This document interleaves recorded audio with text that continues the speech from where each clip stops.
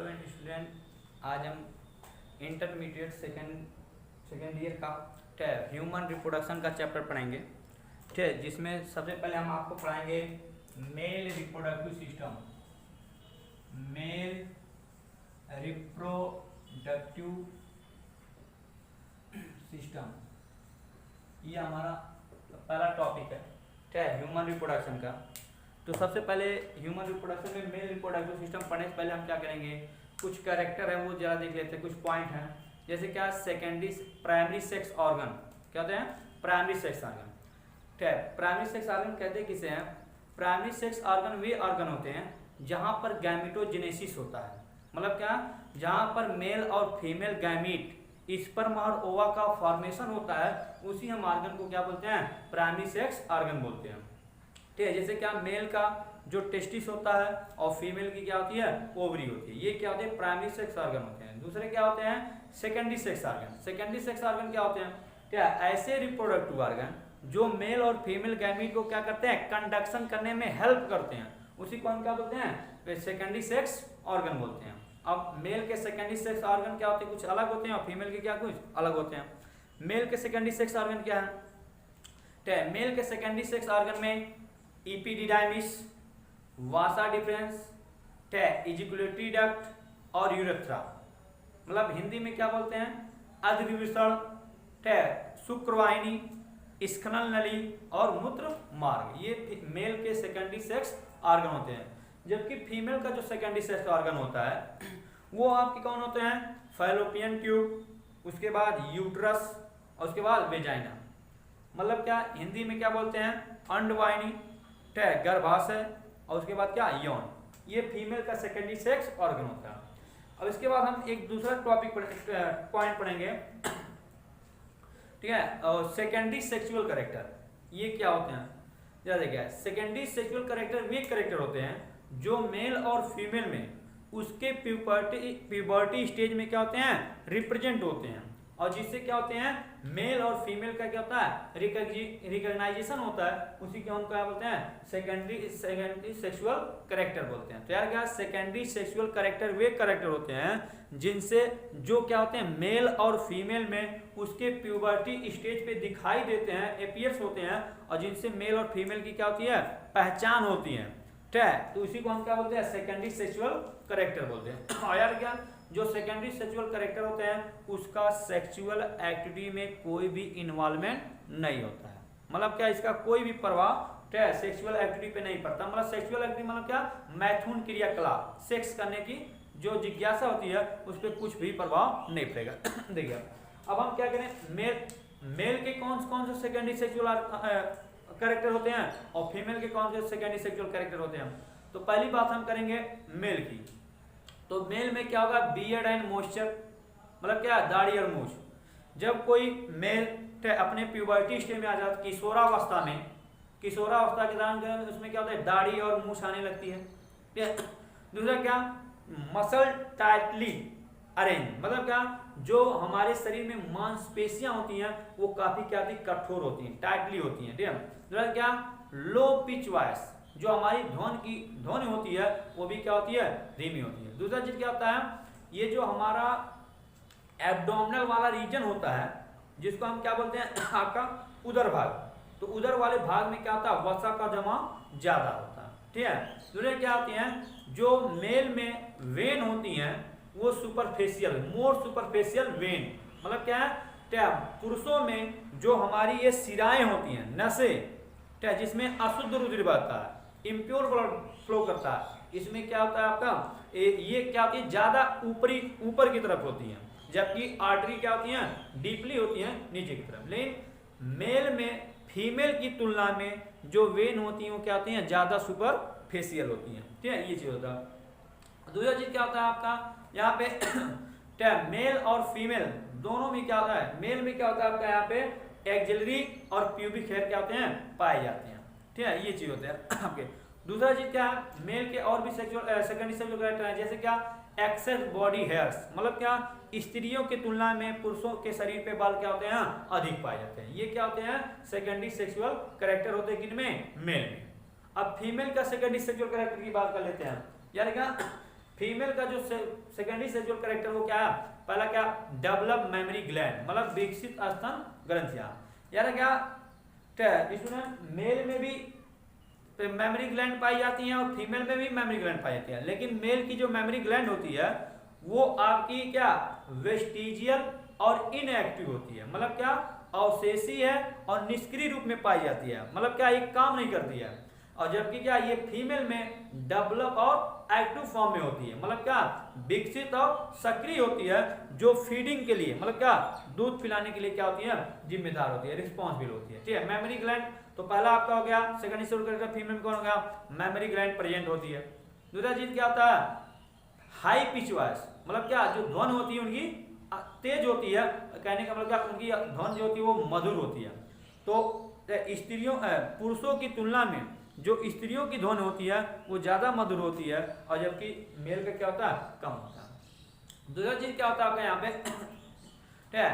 जो फीमेल होती हैं उनके बॉडी पे हेयर्स या तो अनुपस्थित होते हैं या तो पाए जाते हैं तो बहुत कम मात्रा में पाए जाते हैं, less or absence of body hairs.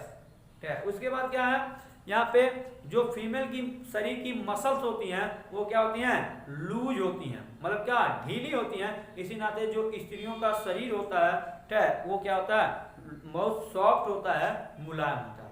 दूसरा चीज क्या होता है कि जो फीमेल का हिप वाला रीजन होता है और थाई वाला रीजन होता है, यहाँ पे एडिपोज टिश्यू का अमाउंट ज्यादा पाया जाता है, जिससे यहाँ पे फैट क्या होता है, ज्यादा डिपोजिट होता है, मतलब क्या वसा का संग्रह ज्यादा होता है, जो प्रेगनेंसी के दौरान प्रेगनेंसी को बनाए रखने में क्या करती है, मदद करती है। ठीक है, ये चीज होता है। और फीमेल में भी क्या होता है कि उनकी एक्सिलरी और क्या होती है, प्यूबिक हेयर क्या होती है, पाई जाती है। ठीक है, ये चीज होता है आपके। उसके बाद हम क्या, तो ये सेकेंडरी सेक्सुअल कैरेक्टर। अब हम पढ़ेंगे अपना मेन टॉपिक, क्या मेल रिप्रोडक्टिव सिस्टम।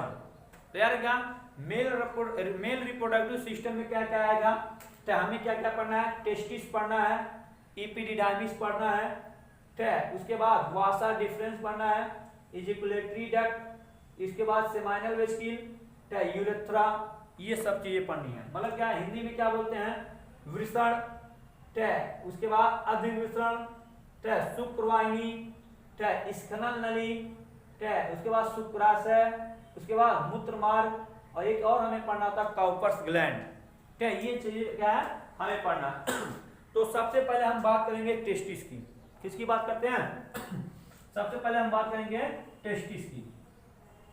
तो टेस्टिस की बात करते हैं। यहाँ पे टेस्टिस क्या होता है, यार क्या टेस्टिस प्राइमरी सेक्स ऑर्गन होता है। ठीक है, और हमने आपको अभी बताया प्राइमरी सेक्स ऑर्गन वे ऑर्गन होते हैं जो मेल और फीमेल गैमीट का क्या करते हैं, फॉर्मेशन करते हैं। तो जो मेल का टेस्टिस होता है वो प्राइमरी सेक्स ऑर्गन होता है, क्योंकि स्पर्म का फॉर्मेशन इसी के अंदर होता है। तो टेस्टिस प्राइमरी सेक्स ऑर्गन होता है, वन पेयर पाया जाता है, एक जोड़ी पर होता है, और ये क्या होता है, जिसकी उत्पत्ति दोनों किडनियों के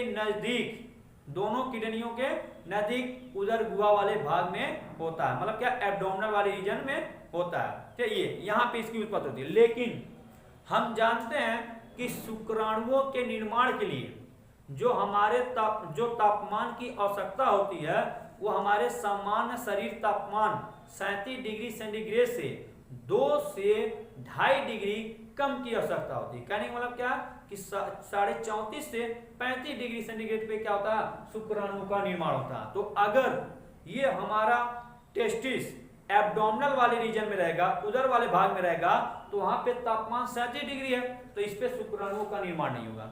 इसीलिए जब भ्रूणी अवस्था का एम्ब्रियोनिक पीरियड का 7th मंथ होता है, तो प्रेगनेंसी के दौरान, तो उस दौरान जो हमारा क्या होता है टेस्टिस होता है वो एब्डोमिनल रीजन से निकलकर धीरे धीरे अपने करेस्पॉन्डिंग साइड से होते हुए क्या डाउनवर्ड मूव करता है, मतलब नीचे की तरफ गति करता है, और इंग्वाइनल कैनाल के रास्ते कहाँ जाता है, इंग्वाइनल कैनाल के रास्ते स्क्रोटल सैक में, जिसको हम बोलते हैं वृषण कोष बोलते हैं, वहां पे आके क्या होता है व्यवस्थित हो जाता है। जरा क्या जो वृषण कोष जो होता है, वृषण कोष में जो टेस्टिस का तापमान है हमेशा शरीर के तापमान से 2 से 2.5 डिग्री सेंटीग्रेड कम क्या किया जाता है, मेंटेन किया जाता है, ताकि शुक्राणु का निर्माण होता रहे। ठीक है, तो 2 से तो शुक्राणुओं के निर्माण के लिए समान शरीर तापमान से 2 से 2.5 डिग्री सेंटीग्रेड कप तापमान की आवश्यकता पड़ती है। ठीक है, ये चीज होता है। उसके बाद यार क्या, कभी कभी कुछ बच्चों में 7 मंथ ऑफ एम्ब्रियोनिक पीरियड होने के बावजूद भी ये जो टेस्टिस होता है वो नीचे की तरफ नहीं आता है, यहीं पे रुक जाता है, क्योंकि इंग्वाइनल कैनाल क्या होती है, इंग्वाइनल कैनाल की जो इंग्वाइनल रिंग होती है वो कॉन्ट्रिक्ट कर जाती है, बंद हो जाती है, जिससे नहीं आ पाता। जब बच्चे का जन्म होता है तो इसका हम क्या करते हैं, सर्जरी के दौरान ये इंग्वाइनल रिंग को खोल के और उसके बाद क्या करते हैं, टेस्टिस को स्क्रोटल साइड में पहुंचा देते हैं। ठीक है, ये चीज होता है आपका। टेस्टिस जब फीटस स्टेज में होता है तो उसको हम बोलते हैं ओल्फियन। टेस्टिस को ओल्फियन बॉडी बोलते हैं, एपिडिडाइमिस को ओल्फियन डक्ट बोलते हैं और गुबर्नेकुलम को हम क्या बोलते हैं, मीजोआर्शियम बोलते हैं। ठीक है, ये हो गया हमारा टेस्टिस। ये क्या होगा, टेस्टिस का थोड़ा ऊपरी चीजें। अब हम क्या कहें, थोड़ा इसके डीपर रीजन में जाते हैं यार। क्या टेस्टिस थोड़ी, अब हम पढ़ेंगे टेस्टिस की संरचना, टेस्टिस का संरचना स्ट्रक्चर पढ़ेंगे यार। क्या, जो टेस्टिस होता है वो 3 वॉल लेयर होता है। टेस्टिस 3 वॉल लेयर होता है, जिसका सबसे आउटर मोस्ट जो लेयर होता है वो ट्यूनिका वेजिनैलिस होता है, और जो मिडिल में होता है वो ट्यूनिका एल्बुजिनिया होता है, और तीसरा क्या होता है, ट्यूनिका वेस्कुलोसा। तो यार क्या, सबसे पहले हम बात करेंगे किसका, ट्यूनिका, ट्यूनिका वेजिनैलिस, वेजिनैलिस यार क्या, it is outermost thin peritoneal layer। ये सबसे बारीक पतली पेरिटोनियल झिल्ली होती है जो टेस्टिस को सिर्फ डोर्सल साइड से पश्च वाले भाग से क्या करती है, कवर करती है। सिर्फ पश्च वाले भाग से क्या करेगी, कवर करेगी। दूसरा चीज जो होता है, दूसरी सेकंड जो लेयर होती है वो होती है ट्यूनिका एल्बुजिनिया, ट्यूनिका एल्बुजिनिया। यार क्या, ट्यूनिका एल्बुजिनिया क्या था, it is middle thickest connective tissue layer. मतलब क्या, यह मध्य में मोटी संयोजी ऊतक की बनी हुई क्या है, ये लेयर होती है, जो क्या करती है, सबसे मिडिल वाला पार्ट बनाती है। दूसरा चीज यानी क्या, ट्यूनिका एल्बुजिनिया की जो डोर्सल साइड की पश्च भाग की क्या होती है, वाल होती है, वो जगह जगह क्या डोर्सल साइड में इमर्ज कर जाती है, मतलब क्या धंस जाती है, जिससे जो हमारा एक टेस्टिस होता है वो ढेर सारे लोब्यूल में, पिंडों में क्या होता है, दिखाई देने लगता है, जिसको हम बोलते हैं टेस्टिकुलर लोब्यूल। और यार क्या, एक टेस्टिस में जो टेस्टिकुलर लोब्यूल की संख्या होती है वो 200 से 250 होती है। कितनी होती है, 200 से 250। कहने का मतलब ये है कि अगर हमारा ये टेस्टिस है, अगर ये टेस्टिस है तो टेस्टिस के 2 भाग होते हैं, एक होता है डोर्सल साइड, एक क्या होता है, वेंट्रल साइड, पश्च भाग और अग्रभाग। यानी डोर्सल साइड का जो ट्यूनिका एल्बुजिनिया का दीवार होती है वो जगह जगह पे क्या करती है, इमर्ज कर जाती है, धंस जाती है। धंसने से क्या होता है, बहुत सारे लोब्यूल मतलब पिंडों का क्या होता है, ऐसे फॉर्मेशन हो जाता है, जिसको हम नाम दे, एक को हम क्या बोलते हैं, टेस्टिकुलर लोब्यूल। क्या होते हैं, टेस्टिकुलर लोब्यूल। और यार क्या, एक टेस्टिस में टेस्टिकुलर लोब्यूल की जो संख्या होती है वो 200 से 250 होती है। कितनी होती है, 200 से 250। और यार क्या, प्रत्येक जो टेस्टिकुलर लोब्यूल होते हैं उनमें 2 से 3 सेमनीफेरस ट्यूब्यूल पाई जाती है। और जो सेमनीफेरस ट्यूब्यूल होती हैं, ठीक है, 2 से 3 क्या होंगी, सेमनीफेरस ट्यूब्यूल पाई जाती है। और जो ये सेमनीफेरस ट्यूब्यूल होती हैं इनमें जर्मिनल सेल पाई जाती हैं। क्या पाई जाती हैं, जर्मिनल सेल। और जो जर्मिनल सेल यहाँ पे, तो ये जो जर्मिनल सेल होती हैं यहाँ पे 2 टाइप के होते हैं, जहाँ पे एक क्या होती है आपकी, एक होती है ठीक है, एक होती है जर्मिनल सेल, एक होती है नर्स सेल। ठीक है, तो क्या होता है, जो सेमनीफेरस ट्यूब्यूल होती हैं इसमें 2 टाइप की सेल पाई जाती हैं। एक पाई जाती है सेमनीफेरस ट्यूब्यूल। जो सेमनीफेरस ट्यूब्यूल होती है इसकी जो इनर लाइनिंग होती है इसमें 2 टाइप की सेल पाई जाती है, जिसको हम क्या बोलते हैं, एक को क्या बोलते हैं जर्मिनल सेल और दूसरे को क्या बोलते हैं सर्टोली सेल और नर्स सेल। ये होता है जर्मिनल सेल या नर्स सेल या सर्टोली। ये देखो तो सेमनीफेरस ट्यूब्यूल जो होती है वो दो टाइप की सेल रखती है, एक होती है जर्मिनल सेल, एक होती है सर्टोली या नर्स सेल। जर्मिनल सेल क्या होती है? जर्मिनल मतलब जर्म, जर्मिनल मतलब क्या? जर्म मतलब अंकुरण। कहने का मतलब क्या है? जो जर्मिनल सेल होती है वो स्पर्मेटोजेनेसिस प्रोसेस के द्वारा स्पर्म मतलब शुक्राणुओं का क्या करती हैं? निर्माण करती हैं। तो सेमनीफेरस ट्यूब्यूल की जो जर्मिनल सेल होती हैं वो क्या करती हैं? स्पर्म का फॉर्मेशन करती हैं स्पर्मेटोजेनेसिस प्रोसेस के द्वारा शुक्राणु जनन क्रिया द्वारा। ये चीज। और जब सेमनीफेरस ट्यूब्यूल में शुक्राणुओं का स्पर्म का फॉर्मेशन हो जाता है तो उसके बाद क्या होता है? जो हमारी सर्टोली या नर्स सेल होती हैं, सर्टोली मतलब सर्व, सर्व मतलब सेवा, नर्स मतलब भी होता है सेविका, जो सेवा करते हैं उसे क्या होते हैं? सेविका। तो जो सर्टोली या नर्स सेल होती हैं उससे क्या करेंगे? जो फॉर्म स्पर्म होते हैं वो अपने हेड को सर्टोली सेल के अंदर क्या करते हैं? इंटर करा देते हैं, घुसा देते हैं, जिससे वो क्या करते हैं? न्यूट्रिशन लेते हैं। ये तब तक न्यूट्रिशन लेते रहते हैं कि जब तक ये क्या हो जाए? मेच्योर ना। जैसे ही स्पर्म मेच्योर यहाँ पे होता है तो मेच्योर होने के बाद सर्टोली सेल या नर्स सेल से अपने हेड को क्या करता है? रिमूव कर लेता है, निकाल लेता है। और निकालने के बाद उसके बाद जो हमारा मेल गैमीट स्पर्म होगा वो क्या होगा? टेस्टिकुलर सेमनीफेरस ट्यूब्यूल से निकलकर अब उसके बाद क्या होगा? ट्यूबुलाई रेक्टाई नामक के क्या होती है? डक्ट होती है, उसमें प्रवेश कर जाती है। यार क्या? ट्यूबुलाई रेक्टाई प्रत्येक टेस्टिकुलर लेब्यूल से जो 2 से 3 सेमनीफेरस ट्यूब्यूल हैं वो आपस में फ्यूज कर जाती हैं और फ्यूज करके हॉरिजॉन्टल एक अकेला क्या करती हैं? डक्ट का फॉर्मेशन करती हैं, जिसको बोलते क्या? ट्यूबुलाई रेक्टाई। ये ट्यूबुलाई रेक्टाई आगे चल के क्या करती हैं? वेंट्रल साइड में टेस्टिस से क्या करती हैं? अपवर्ड मूवमेंट करती हैं, जिसको हम क्या बोलते हैं? रेटेड टेस्टिस बोलते हैं। ये जो रेटेड टेस्टिस हैं जब ये टेस्टिस से बाहर निकलती हैं तो 10 से 12 की संख्या में, जिसको हम बोलते हैं वासा इफ्रेंसिया। क्या होते हैं? वासा इफ्रेंसिया। और उसके बाद क्या होता है? ये वासा इफ्रेंसिया जो 10 से 12 की संख्या पाई जाती हैं ये आपस में जाके फ्यूज हो जाती हैं और आगे चल के एक सिंगल डक्ट का निर्माण करती हैं, जिसको हम बोलते हैं एपिडिडामिस अद्रिवृषण बोलते हैं।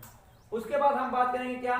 यहाँ पे सेमनीफेरस ट्यूब्यूल में बनने वाले जो स्पर्म होते हैं वो सेमनीफेरस ट्यूब्यूल से निकल के आगे हमारे डक्ट ट्यूबुलाई रेक्टाई में पहुंचती हैं और ट्यूबुलाई रेक्टाई में पहुंचने के बाद रेटेड टेस्टिस में, और रेटेड टेस्टिस से होते हुए कहां? वासा इफ्रेंसिया, और वासा इफ्रेंसिया की बात कहां पहुंच जाएंगी? एपिडिडाइमिस में। अब हम बात करेंगे क्या? तो ये हो गया टेस्टिस। एक चीज और हम पढ़ेंगे यार क्या? प्रत्येक टेस्टिकुलर में जो सेमनीफेरस ट्यूब्यूल होती है उसके बीच सेमनीफेरस ट्यूब्यूल में, तो कहने का मतलब क्या है कि प्रत्येक टेस्टिकुलर लेब्यूल में एक स्पेशल टाइप की सेल पाई जाती है, जिसको हम बोलते हैं सेल्स ऑफ लेडिंग या इंटरस्टिशियल सेल। बहुत ही मोस्ट इंपॉर्टेंट पॉइंट है, सेल्स ऑफ लेडिंग या इंटरस्टिशियल सेल। टेस्टिस में पाई जाने वाली ये जो सेल होती हैं वो मेल हार्मोन का क्या करती हैं? सिक्रीशन करती हैं, एंड्रोजन टेस्टोस्टेरोन का। टेस्टोस्टेरोन एंड्रोजन का क्या करती हैं? सिक्रीशन करती हैं। कौन? सेल्स ऑफ लेडिंग या इंटरस्टिशियल सेल। ठीक है। अब हम बात करेंगे किसका?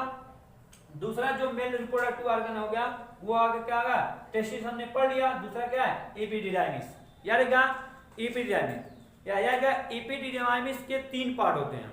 एपिडिडाइमिस के कितने पार्ट? 3 पार्ट। जो एपिडिडाइमिस का फर्स्ट पार्ट होता है उसको हम बोलते हैं कैपुट एपिडिडाइमिस, कैपुट या ग्लोबस मेजर। क्या बोलते हैं? Globus major. जो सेकंड होता है उसको हम बोलते हैं बॉडी या कार्पस एपिडिडाइमिस, और जो थर्ड होता है उसे हम क्या बोलते हैं?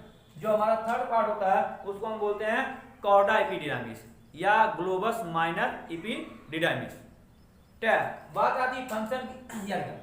दूसरा चीज epididymis highly coiled, epididymis highly coiled एक डक्ट होती है जो हमारे टेस्टिस को वेंट्रल साइड से क्या करती है? आपका कवर करती है, सराउंड की रहती है, हाईली क्वाइल्ड होती है। ठीक है।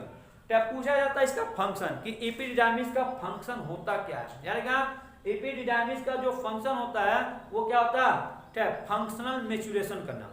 क्या अगर कोई पूछ ले कि एपिडिडाइमिस का फंक्शन क्या होता है, तो जो फॉर्म स्पर्म टेस्टिस में हुए हैं उनको एपिडिडाइमिस में तब तक के लिए रोका जाता है जब तक वो फंक्शनली मैच्योर ना जाए। फंक्शनली मैच्योर कहने का मतलब ये है कि वो मतलब क्या फर्टिलाइजेशन के योग्य हो जाए। क्या वो क्या फीमेल गैमेट को क्या कर दें, फर्टिलाइज कर दें। तो उसका वही काम होता है, एपिडिडाइमिस का काम होता है फंक्शनल मैच्योरेशन करना। ठीक है, उसके बाद जैसे एपिडिडाइमिस खत्म होता है उसके बाद क्या चालू हो जाता है, वासा डिफरेंस शुक्रवाहिनी। यानी क्या स्पर्म टेस्टिस में बनने के बाद आएगा एपिडिडाइमिस में, एपिडिडाइमिस के बाद कहाँ आएगा वास डिफरेंस, जिसको हम बोलते हैं शुक्रवाहिनी। और यार क्या शुक्रवाहिनी में जो हमारे स्पर्म होते हैं वो तब तक रुके रहते हैं जब तक हम उनका इजैकुलेशन ना कर दें, मतलब क्या स्खलन ना कर दें, मतलब क्या शरीर से बाहर ना निकाल दें। जब तक हम शरीर से स्पर्म को बाहर नहीं निकालेंगे तब तक ये हमारे क्या होता है, फंक्शनल मैच्योरेशन के बाद ये वासा डिफरेंस शुक्रवाहिनी में पड़ रहेगा। और यार एक बार अगर शुक्राणु स्पर्म शरीर से बाहर आ गया तो इसका जो लाइफ स्पैन जीवन काल होता है वो 24 से 48 घंटा होता है। कितना होता है, 24 से 48 घंटा। लेकिन हमारे रिप्रोडक्टिव सिस्टम में ऑर्गन में वासा डिफरेंस में इसका जो लाइफ है वो आपका कंफर्म नहीं होता है, वो फ्यू डेज भी होता है, मंथ भी होता है। क्या यार क्या यदि स्पर्म का इजैकुलेशन हो गया तो वो 24 से 48 घंटा तक सर्वाइव करता है, अगर नहीं हुआ तो ये यहीं पे रहेगा और जब इसका लाइफ स्पैन कंप्लीट हो जाएगा तो ये डेड हो जाएगा और डेड होने के बाद यहीं पे क्या हुआ, खत्म हो जाएगा। यहीं पे क्या कर दिया जाता, खत्म कर दिया जाता। ये आगे चल के जो हमारी शुक्रवाहिनी वासा डिफरेंस होती है वो क्या होती है, अपने करस्पॉन्डिंग साइड आगे चल के क्या होती है, एक अगली डक्ट में जाके ओपन होती, नली में ओपन होती है, जिसको हम बोलते हैं इजैकुलेटरी डक्ट। क्या बोलते हैं, इजैकुलेटरी डक्ट, स्खनन नली। क्या याद है क्या, जैसे ही वासा डिफरेंस से स्पर्म इजैकुलेटरी डक्ट में रिलीज होता है तो तुरंत जो हमारे क्या इसके बगल में एक ग्लैंड होती है जिसको हम बोलते हैं शुक्राशय, सेमाइनल वेजिकल। ये जो शुक्राशय या सेमाइनल वेजिकल होती है ये क्या करती है, सेमाइनल प्लाज्मा सिक्रीट करती है। क्या सिक्रीट करती है, सेमाइनल प्लाज्मा। क्या है तो ये, और जैसे ही स्पर्म से सेमाइनल प्लाज्मा मिक्स्ड होता है उसका नाम हम अब क्या बोलते हैं, अब उसको बोलने लगते हैं हम सीमेन बोलने लगते हैं। क्या बोलते हैं, सीमेन। इसका मतलब ये हुआ semen equal to seminal plasma plus sperm. क्या सीमेन में क्या, सीमेन में 90%, सीमेन में 90% सेमाइनल प्लाज्मा या सेमाइनल फ्लूइड पाया जाता है, जबकि 10% क्या पाए जाते हैं, स्पर्म। ठीक है, ये चीज आगे बात करेंगे हम। ठीक है, तो यार क्या जो इजैकुलेटरी डक्ट है उसमें शुक्रवाहिनी वासा डिफरेंस आके क्या करती है, खुलती है, मतलब किसमें, स्खनन नली में। यार क्या ये जो इजैकुलेटरी डक्ट या स्खनन नली होती है ये आगे चल के क्या करती है, मूत्र मार्ग, मतलब क्या यूरेथ्रा में जाके क्या किया, ओपन होती है। तो सबसे पहले अब हम इसमें एक चीज और देखेंगे, सेमाइनल वेजिकल के बारे में पढ़ेंगे। सेमाइनल वेजिकल यार क्या, सेमाइनल वेजिकल शुक्राशय जिसको हम बोलते हैं। सेमाइनल जो वेजिकल होती है ये सेमाइनल फ्लूइड या सेमाइनल प्लाज्मा सिक्रीट करती है। यार क्या 100 सीमेन में जो 100% सेमाइनल प्लाज्मा या सेमाइनल फ्लूइड होता है उसका 70% कंट्रीब्यूशन क्या होता है, ये करती है। मतलब क्या 70% क्या होता है, सेमाइनल प्लाज्मा से शुक्राशय या सेमाइनल क्या होता है, वेजिकल से निकलती है, ये कंट्रीब्यूशन।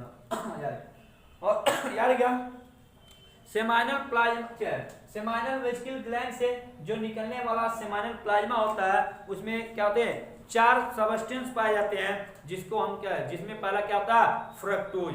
क्या होता है, फ्रक्टोज फूड सबस्टेंस, मतलब क्या फ्रक्टोज भोज्य पदार्थ। यार क्या सीमेन में जो स्पर्म है वो अपना न्यूट्रिशन जो होता है वो फ्रक्टोज फूड सबस्टेंस लेते हैं। तो ये पूछा जा सकता है एग्जाम में कि जो हमारा स्पर्म होता है वो सीमेन में किस भोज्य पदार्थ से क्या करता, न्यूट्रिशन मतलब पोषण लेता है, तो हम बोलेंगे क्या, फ्रक्टोज से। ठीक है, ये दूसरा होता है प्रोस्टाग्लैंडिन।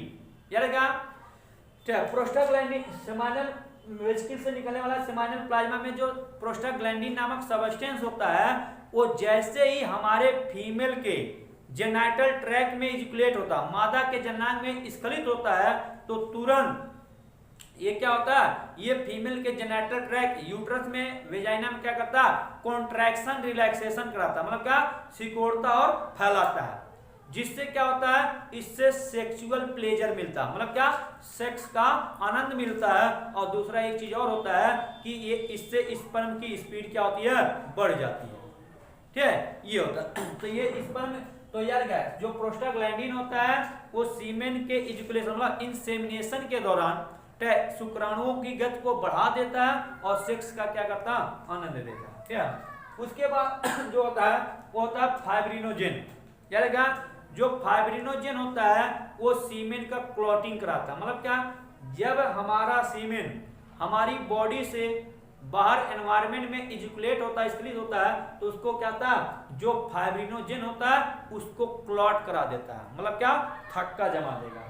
और जो चौथा सबस्टेंस होता है इसमें सेमाइनल वेसिकल से निकलने वाला वो होता है हाइलुरोनिडेज। जो हाइलुरोनिडेज नाम दे, हाइलुरोनिडेज एक एंजाइम होता है और हाइलुरोनिडेज नामक एंजाइम क्या करता है, फर्टिलाइजेशन में क्या करता है, आपका हेल्प करता है। क्या करता है, फर्टिलाइजेशन में हेल्प करता है। ठीक है, ये उसके बाद आती है यहाँ पे यूरेथ्रा की, किसकी बात करते हैं, यूरेथ्रा। यार यूरेथ्रा जो होता है ये मूत्र, यार क्या यूरेथ्रा कॉमन पाथवे प्रोवाइड कराता है for semen ejaculation and urine passing. ठीक है, तो यार क्या वीर्य को बाहर निकालने के लिए और क्या था, पेशाब को बाहर निकालने के लिए ये क्या था, कॉमन मार्ग है, मतलब क्या समान मार्ग है, इसी के द्वारा क्या होता है, यूरेथ्रा के द्वारा क्या होता है, बाहर था। यूरेथ्रा के तीन पार्ट होते हैं, एक होता है बेस ऑफ यूरेथ्रा, एक होता है मेम्ब्रेनस यूरेथ्रा, एक होता है पेनाइल यूरेथ्रा। यार ये जो ये वाला स्वॉलन पार्ट है, यूरिनरी ब्लैडर मूत्राशय के नीचे जो स्वॉलन पार्ट दिखाई दे रहा है, इसको हम बोलते हैं बेस ऑफ यूरेथ्रा, जिसको हम एक नाम और भी बोलते हैं यूरिनोजेनाइटल साइनस, यूरिनोजेनाइटल साइनस। उसके बाद जो हमारा ये नैरो पार्ट होता है यहाँ तक का, इसको हम बोलते हैं मेम्ब्रेनस यूरेथ्रा। और उसके बाद जो यूरेथ्रा का भाग, मूत्रमार्ग का भाग पेनिस के अलाउंग रन करता है, उसको हम क्या बोलते हैं, पेनाइल यूरेथ्रा। ये जो पेनाइल यूरेथ्रा होता है वो हमारे पेनिस के टिप पे ओपन होता है, जिसको हम बोलते हैं यूरेथ्रल ओपनिंग या यूरेथ्रल मीटस बोलते हैं। ठीक है, ये था। अब इसमें दो चीजें और बची हैं, एक होता है प्रोस्टेट ग्लैंड, एक होता है क्या, कॉपर ग्लैंड। तो प्रोस्टेट ग्लैंड का फंक्शन क्या होता है, यार जो प्रोस्टेट क्या है, प्रोस्टेट जो ग्लैंड होती है ये भी हमारे सीमेन के सेमाइनल प्लाज्मा का, किसका, सीमेन के सेमाइनल प्लाज्मा, सेमाइनल फ्लूइड का क्या करती हैं, सेक्रीशन करती हैं, और इनका जो कंट्रीब्यूशन होता है वो 25 से 30% होता है। मतलब क्या, अगर हमारे सीमेन में सेमाइनल प्लाज्मा 100% है तो उसमें 25 से 30% कंट्रीब्यूशन किसका होता है, प्रोस्टेट ग्लैंड का, ये 25 से 30%। ये जो 25 से 30% क्या निकालती है इसमें, तो ये जो सेमाइनल प्लाज्मा निकलता है इसका जो फंक्शन होता है वो क्या होता है कि स्पर्म को सीमेन के अंदर मोटिलिटी प्रोवाइड कराना, मतलब क्या, गति। स्पर्म एक दूसरे से आपस में चिपक ना जाए, इसी नाते क्या होता है, ये चिपकने से रोकता भी है, और इसमें क्या करता है, ये क्या करता है, स्पर्म को मोटिलिटी प्रोवाइड कराता है, मतलब क्या करता है, गति प्रदान कराता है। यार क्या पहले के समय में जो सबसे ज्यादा होने वाला कैंसर था वो प्रोस्टेट कैंसर था। कारण इसका एक ही था कि जब कोई मेल 60 से 70 साल के बीच में पहुंचता था, 70 से अबव एज उसका होता था, तो उसकी जो प्रोस्टेट ग्लैंड होती थी वो अपने आप क्या होती, स्वालन कर जाती, खुल जाती थी, और स्वालन होने से क्या होता था, स्वेलिंग होने से क्या होता था, उसको कैंसर हो जाता था। इसी नाते वर्ल्ड में जो सबसे ज्यादा होने वाला कैंसर था पहले के समय में वो कौन है आपका, ये प्रोस्टेट कैंसर होता। कौन होता, प्रोस्टेट कैंसर। अगर किसी को प्रोस्टेट कैंसर हो जाता है तो वो उसका एक कैरेक्टर होता है, जो यूरिन होगा वो ड्रॉप के रूप में आता है, तो जिसको हम बोलते हैं क्या, ड्रिबलिंग ऑफ यूरिन, मतलब क्या, जो यूरिन है वो ड्रॉप के रूप में क्या करेगा, धीरे धीरे क्या होगा, पास होता है। उसके बाद जो हमारा एक लास्ट पार्ट होता है मेल रिप्रोडक्टिव सिस्टम में, वो कौन होता है, सॉरी एल भी लास्ट नहीं, एक और है, तो उसके बाद में दिया कॉपर्स ग्लैंड, क्या दिया, कॉपर ग्लैंड। यार क्या, एक बार जो प्रोस्टेट ग्लैंड होती है वो एक होती है, प्रोस्टेट की ग्लैंड की संख्या कितनी होती है, एक, और जबकि कॉर्पस ग्लैंड की संख्या कितनी होती है, दो, मतलब क्या, वन पेयर, मतलब एक जोड़ी की बात करते हैं। क्या रहेगा, जो कॉर्पस ग्लैंड होती हैं ये भी क्या करती हैं, ये भी हमारे सेमाइनल प्लाज्मा या सेमाइनल फ्लूइड का क्या करती हैं, सिक्रीशन करती हैं। और यार क्या, इससे जो निकलने वाला सेमाइनल प्लाज्मा या सेमाइनल फ्लूइड या सीधे बोलिए क्या वाटरी फ्लूइड, चाहे वही होता है आपका, तो इससे जो निकलने वाला सेक्रीशन होता है वो अल्कलाइन मीडियम का होता है। किसका होता है, किस मीडियम का होता है, अल्कलाइन। कारण क्या होता है, जरा सुनिएगा, जब कोई पर्सन यूरिन पास करता है, पेशाब करता है, तो उससे क्या होता है, जो यूरिन होता है वो यूरिनरी ब्लैडर मूत्राशय से निकलकर यूरेथ्रा मूत्र मार्ग के रास्ते बाहर आता है। और जो यूरिन का नेचर होता है वो अम्लीय होता है, एसिडिक होता है, और अम्लीय होने के कारण क्या, अगर अम्ल के संपर्क में कोई स्पर्म आएगा तो वो डेड हो जाएगा, तो जिससे सीमेन में स्पर्म की संख्या क्या हो सकती है, नंबर क्या हो सकता है, डिक्रीज कर सकता है। इसीलिए क्या होता है, जो जब मेल अपने सीमेन को शरीर से क्या करता है, इजैकुलेट करने वाला होता है, तो सबसे पहले जो सीमेन के इजैकुलेशन के जस्ट कुछ सेकंड पहले ही क्या होता है, जो हमारी कॉर्पस ग्लैंड होती हैं ये अल्कलाइन वाटरी फ्लूइड का सिक्रीशन करती हैं। और ये जो अल्कलाइन वाटरी फ्लूइड होता है ये तुरंत क्या होता है आपका, जैसे ही सिक्रीशन होगा तो एसिड पाथवे क्या, एसिडिक, ये क्या अल्कलाइन, तो ये उसको क्या एसिड बेस मिलकर क्या रिएक्ट कर जाते हैं, जिससे सॉल्ट बन जाता है, और ये पाथवे कैसा होता है, न्यूट्रल हो जाता है। और जैसे ही ये पाथवे न्यूट्रल होता है तो उसके बाद इसके पीछे तुरंत क्या होता है, हमारा जो सीमेन होता है वो यहाँ पे आगे रन करता है। तो ये हमारा हुआ मेल का इंटरनल जेनाइटल ऑर्गन। ठीक है, इसी में हम देख लेते हैं मेल का एक्सटर्नल जेनाइटल ऑर्गन। यार क्या, मेल का जो एक्सटर्नल जेनाइटल ऑर्गन होता है उसको हम बोलते हैं पेनिस, हिंदी में बोलते हैं सिसन। यार क्या, पेनिस को, सिसन को हम कोपलेटरी ऑर्गन भी बोलते हैं। कोपलेटरी ऑर्गन मतलब क्या, मैथुन अंग। यार क्या, मैथुन क्रिया में भाग लेने वाले जो अंग होते हैं, जो अंग भाग लेता है उसे हम क्या बोलते हैं, कोपलेटरी ऑर्गन। तो मेल कोपलेटरी ऑर्गन कौन है, पेनिस है। यार क्या, जो हमारा मेल कोपलेटरी ऑर्गन पेनिस होता है, एक क्या होता है, दो टाइप ऑफ मसल से बना होता है, क्या है, जिसमें एक होता है कार्पोरा कैवर्नोसा और एक होता है कार्पोरा स्पोंजियोसा। जो हमारा कार्पोरा कैवर्नोसा और कार्पोरा स्पोंजियोसा होती हैं ये क्या करती है आपके, यही क्या करती है हमारे पेनिस का क्या करती हैं, फॉर्मेशन कराती हैं। ठीक है, यार क्या, जो कार्पोरा कैवर्नोसा होता है वो दो बंडल में पाए जाते हैं, और जो कार्पोरा स्पोंजियोसा वो सिंगल पाई जाती है। यार क्या, जैसे इस तरह से यहाँ पे ये देखिए कार्पोरा कैवर्नोसा, यहाँ पे क्या आपके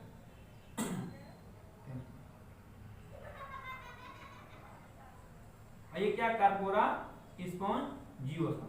ठीक है, तो यार क्या यहाँ पे तो क्या यार क्या, जो हमारी कार्पोरा स्पोंजियोसा होती है पेनिस में, तो वही क्या करती है, हमारे पेनिस के टिप का क्या करती है, फॉर्मेशन करती है। यार क्या, कार्पोरा स्पोंजियोसा पेनिस के टिप पे जाके आगे क्या करती है, स्वालेन एक पार्ट बनाती है जिसको हम बोलते हैं क्या, ग्लैंस पेनिस। और यार क्या, जो ग्लैंस पेनिस का टिप होता है उसी पे क्या होता है, यूरेथ्रा मूत्र मार्ग क्या होता है, आगे जाके ओपन होता है, जिसको हम बोलते हैं यूरेथ्रल ओपनिंग या यूरेथ्रल मीटस। और यार क्या, यहाँ पे जो ग्लैंस पेनिस का बेस वाला पार्ट होता है, यहाँ पे एक ग्लैंड पाई जाती है जिसको हम बोलते हैं टाइसन ग्लैंड। जो टाइसन ग्लैंड होती हैं वो एसिडिक मीडिया क्या करती हैं, सेक्रीशन करती हैं, जिससे क्या होता है आपका एसिडिक मीडिया, और या ऑयली भी बोल सकते हैं, जिससे क्या होता है कोई भी आपका पैथोजन इसको क्या इन्फेक्शन ना कर पाए। ठीक है, टाइसन ग्लैंड से निकलने वाला जो ऑयली सबस्टेंस होता है उसको हम क्या बोलते हैं, स्मेग्मा बोलते हैं। क्या बोलते हैं, स्मेग्मा। और ये जो स्मेग्मा होता है ये क्या करता है, जर्म से क्या करता है, प्रिवेंट भी करता है और ऑयली भी बनाया रखता है। ठीक है, ये तो यार तो ये था मेल का रिप्रोडक्टिव ऑर्गन। तो आज का हमारा जो टॉपिक है वो खत्म हो गया। अगर किसी को कोई डाउट हो तो वो आप वीडियो देखने के बाद आप हमसे पूछ सकते हैं।